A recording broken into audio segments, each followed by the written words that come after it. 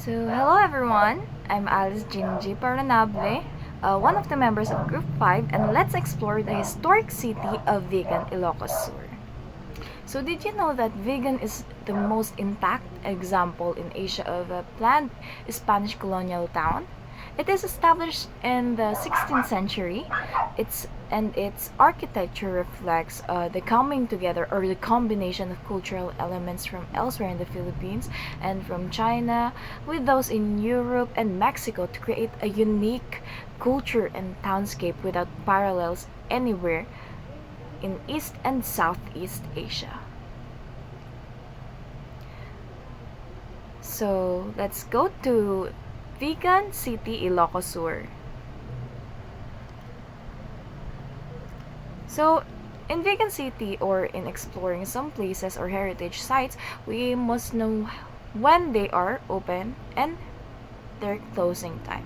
So, the business hours or of Vigan City on a regular basis is from 8 a.m. to 5 p.m. on Monday to Saturday. So, but some establishments around the area operate for more than this fixed time to cater to the public or all the tourists, but services will only be limited by then because of the schedule. So with that said, we should be aware for the hours that they are open, the restrictions that we need to follow when we get there, and also the closures. Then next we have the entry requirements. So it first here it says that no age or height limit. So meaning everyone is welcome to enjoy the city of Vigan. Next, we have the no entrance fee in Vigan City. Of course, when you are going there, there is literally no entrance fee when you are exploring outside the Vigan. It's free to take pictures, to walk around, but when you go inside the museums, there will definitely be uh, fees or costs that you need to pay. So entrance fee really depends on where you are going. So if you are also interested in going inside the museum, theme parks, just around the corners of the Vigan City, excuse me, trying activities and also food, you can get discounts or promotional rates on various reliable tour packages that you may avail in different websites if you definitely want a tour here in Vigan City. So items to be brought and forbidden. These are the do's or don'ts in bringing such items. So it says here that anything that is safe for you other to other visitors and the whole sites. Then the crossed out here is the weapons, illegal substances, alcoholic drinks, loudspeakers. So this just means that you can bring anything to the site as long as it is safe and won't damage the place or disturb the visitors. You can bring sunscreen, food, umbrella, what else? Camera to take pictures, water, and other personal belongings like medication. So in visiting indoor attractions, we recommend that you bring a small backpack, small bag, or a normal sized backpack when carrying your stuff. And also, of course, it's always a good idea to check the specifications and regulations again for the restrictions of the place. It is only by common sense and full respect in the cultural area to avoid bringing firearms, that's just like what it says, illegal substances, alcoholic drinks and speakers and such. Also, pets are sadly not allowed in some areas, so it's better to leave them at home. Some sites also restrict large backpacks. That's what I said before or earlier now, that we recommend that you bring a small bag with you or a normal sized backpack. And also, they prohibit food and drinks inside for the cleanliness and preservation of the place. Cleanliness and preservation reasons.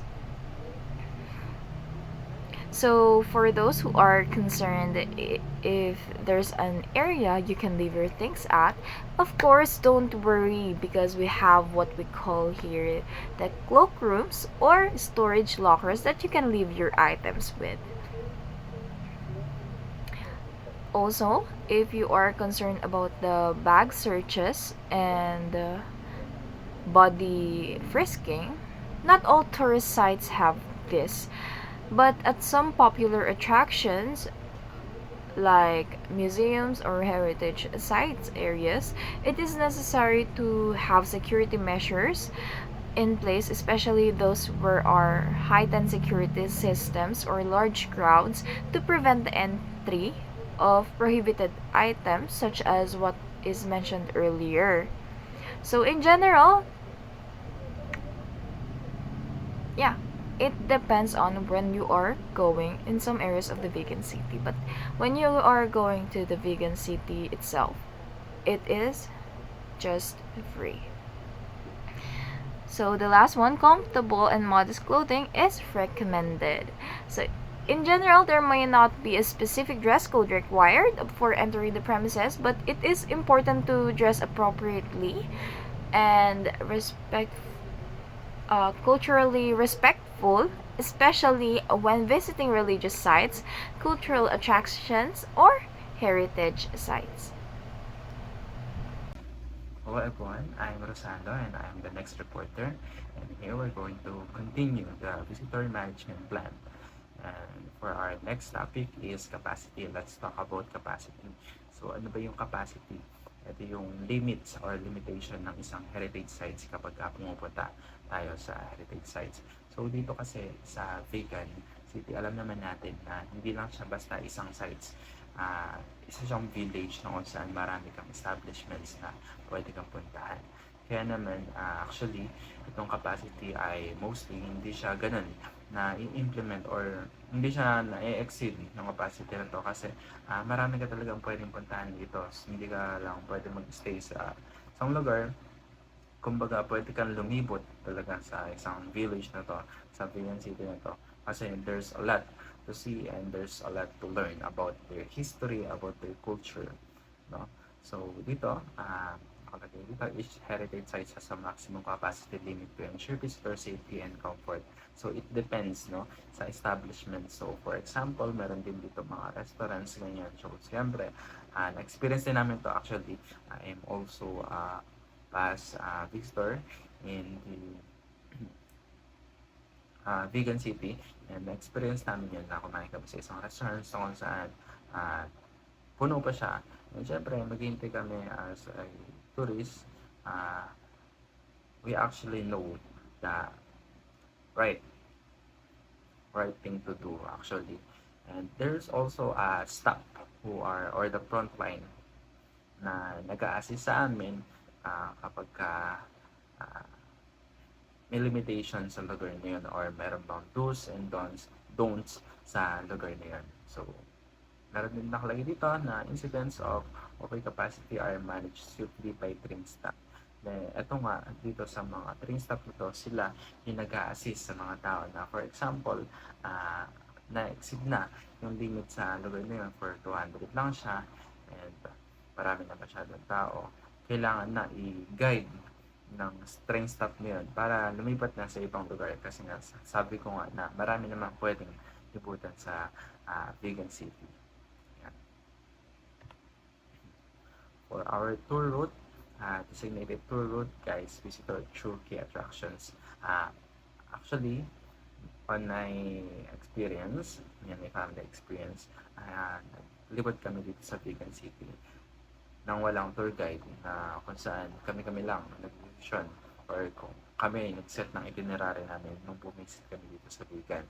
But we see a lot of tourists then, especially foreigners na nag-visit dito sa vegan na meron silang kasamang tour guides. Isa na rin dito, may halimbawa ko rin dito yung tour guides na rin pala yung nag-drive ng Kalesa. Yan. So meron din mga ruta na kung saan susundan or tutuntunin yung mga kalesa na yan. So, syempre, hindi sila magba-backtrack pa sa kanilang pupuntahan para malibot din ng lahat na turista yung gusto nilang puntahan. At the same time, meron din silang possible na request, ganyan, meron din silang mo-modify nila yung itinerary nila. So, possible yan. So, sa mga tao na meron namang mga tour guides, pwede nyo request yan dyan sa Vegan City. Pwede kayong mag-inquire through online. So, for our special visitor services, photography and videography are permitted with souvenir options available. So, dito naman sa Vegan City, nasasabi ko naman na hindi siya ganun kigpit pagdating sa pagpipicture, pagpipideo kasi in that way, may introduce pa nila or mas mapapakalat pa nila yung kagandahan ng vegan or in that way, mas mamamarket nila sa tao na wala sila na ganun.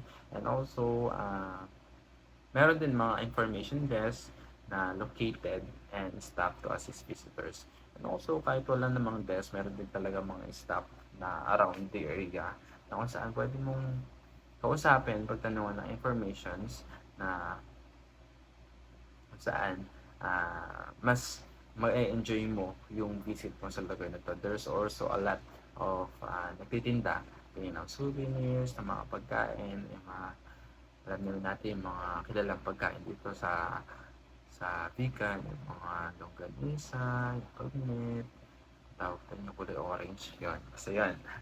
And resting areas are provided throughout the site. And also nga, dahil nga dito mga kainan nga rin, meron din syempre mga upuan, like mga parks, ganun. Meron ditong area sa vegan na pwede mong puntahan at kumain din ng mga pagkain, and also there's a lot of space that you can sit and rest. So, ayan. So, there's a lot to know in vegan and I highly recommend to visit this heritage sites. And actually, it's a heritage village. So, there's a lot to see. There's a lot to visit here in Vegan City. Thank you. Safety and security protocols. Policies are in place for lost items and missing persons. Incidents are recorded, addressed, and reported promptly. Security personnel are trained and equipped for investigations. First aid kits are strategically placed and personnel are trained in first aid. The visitor management plan for safety and security in Vegan City focuses on adopting strict entry control measures, surveillance technology, and community involvement activities to safeguard tourists and preserve the city's cultural legacy.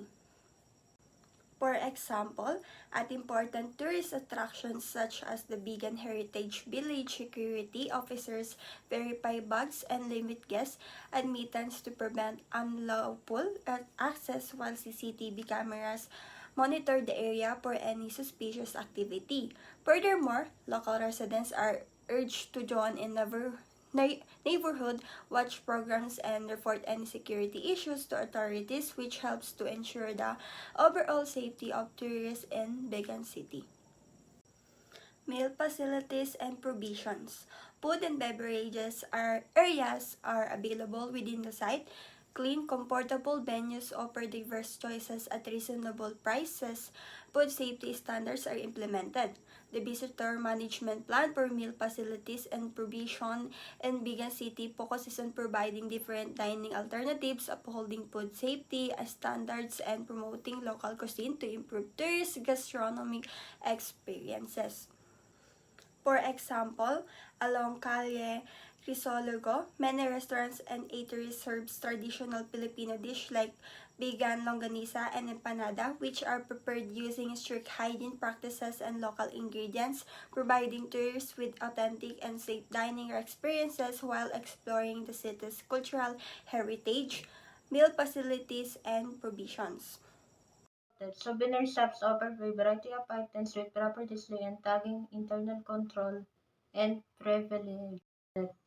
Souvenir shops offer a variety of items with proper display and tagging, internal control, and privilege.